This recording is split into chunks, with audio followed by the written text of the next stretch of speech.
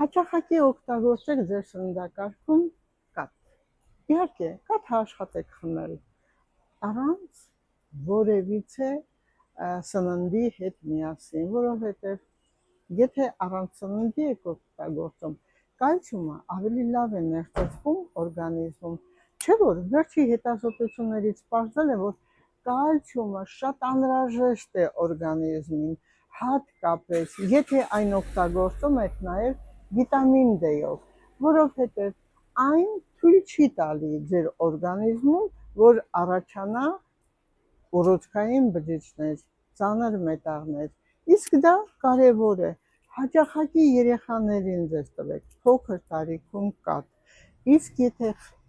կաթը չի յուրացվում ձեր ստամոքսում, ապա անպայման դիմեք նաև գաստրոենտերոլոգի, որպեսզի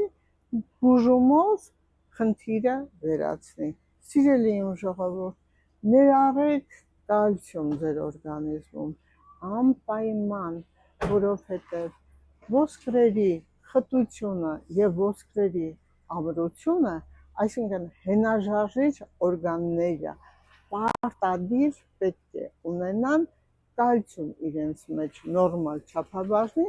որպեսզի